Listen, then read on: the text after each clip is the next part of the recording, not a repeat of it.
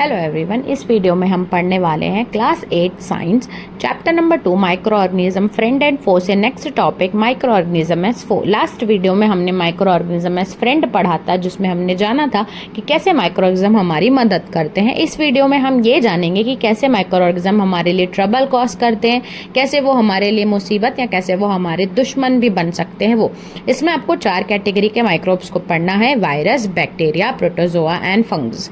इस 4 कैटेगरी में हम ये जानेंगे कि कैसे ये माइक्रो ऑर्गेनिज्म से हमें डिजीज होती हैं और कैसे ये हमारे लिए परेशानी खड़ी कर सकते हैं। तो सबसे पहले जानते हैं डिजीज कॉजिंग माइक्रोब्स। ऐसे माइक्रोब्स जिनकी अगर आपकी बॉडी में एंटर होने से तबीयत खराब हो जाती है या आपको आपके इन्फेक्ट हो जाते हो आप माइक्रो ऑर्गेनिज्म से आपको डिजीज कॉज करते हैं, इनको डिजीज कॉजिंग माइक्रोब्स बोला जाता है।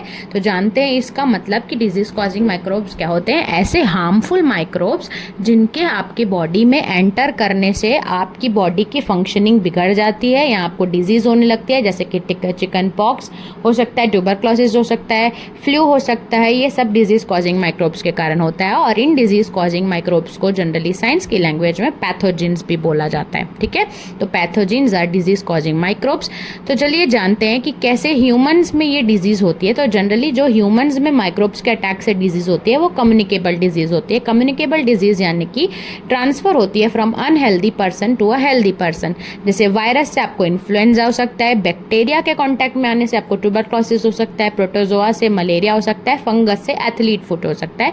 ये सारी कम्युनिकेबल डिजीज है, यानी कि अगर आप एयर, वाटर, फूड या कभी भी फिजिकल टच में आते हो किसी भी ऐसे पर्सन जो डिजीज ऑलरेडी उनके पास माइक्रो ऑर्गेनिज्म का अटैक है, उनके कांटेक्ट में आते हो तो आपको भी ये माइक्रोज्म आपके अंदर भी आ सकता है। इसलिए इनको कम्युनिकेबल डिजीज बोला जाता है, यानी कि ये एक इन्फेक्टेड पर्सन से हेल्दी पर्सन में ट्रांसफर होते हैं। ये कुछ ऐसे माइक्रो ऑर्गेनिज्म होते हैं। जनरली मलेरिया भी आप देखोगे तो ये भी कम्युनिकेबल डिजीज में ही आएगा, या आप जानते हो कि कॉमन कफ, कोल्ड फीवर, ये सब भी कम्युनिकेबल डिजीज में ही आता है। नेक्स्ट बात करते हैं कि कैसे माइक्रोज्म एयर के थ्रू हमारी बॉडी में एंटर करते हैं। तो जनरली आप देखोगे जो भी इन्फेक्टेड पर्सन है, अगर वो स्नीज करता है, छींकता है, तो अगर आप उस एयर को ब्रीथ करते हो तो आपके नोज के थ्रू ही वो माइक्रोब्स आपकी बॉडी में एंटर कर जाते हैं और आपकी भी तबीयत खराब हो जाती है।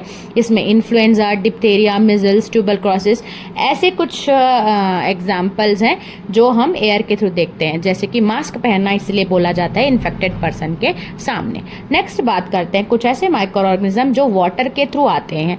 वाटर के थ्रू यानी कि कंटामिनेटेड वाटर, यानी कि रखा हुआ पानी आप बहुत दिन का पीते हैं तो उसमें भी माइक्रो ऑर्गेनिज्म बैठ जाते हैं।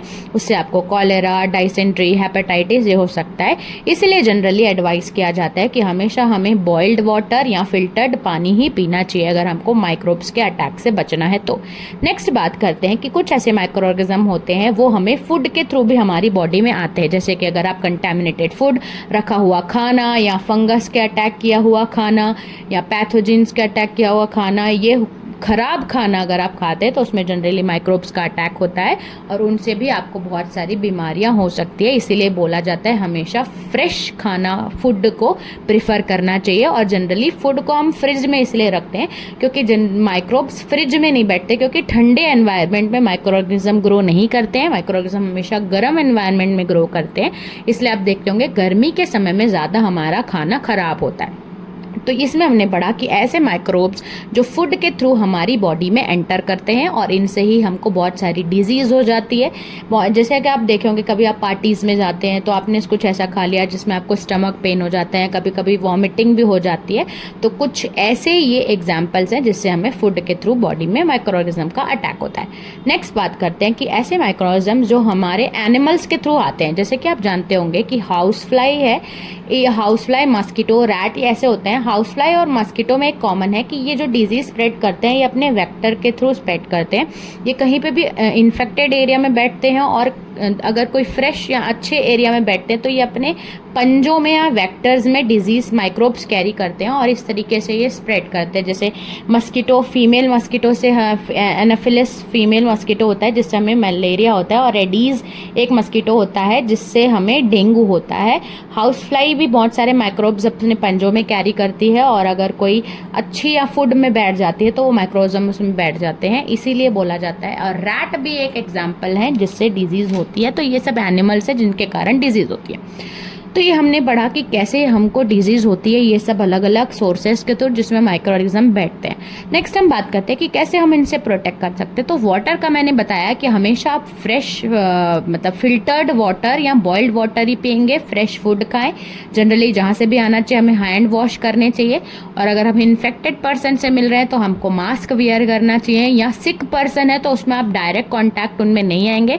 और जनरली वैक्सीनेशन इज़ बहुत ज़्यादा इम्पॉर्टेंट। अगर आप कोई डिजीज़ कॉज होने का खतरा है तो उसमें वैक्सीनेशन आती है, प्रिवेंटिव मेजर्स होते हैं जिसमें आप वैक्सीनेशन ले सकते हैं।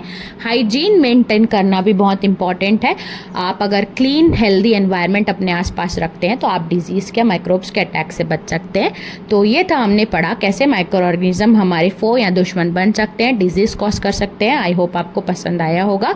सो इस वीडियो में इतना ही रखते हैं, नेक्स्ट टॉपिक कवर करेंगे नेक्स्ट वीडियो में। तब तक के लिए थैंक्स फॉर वॉचिंग।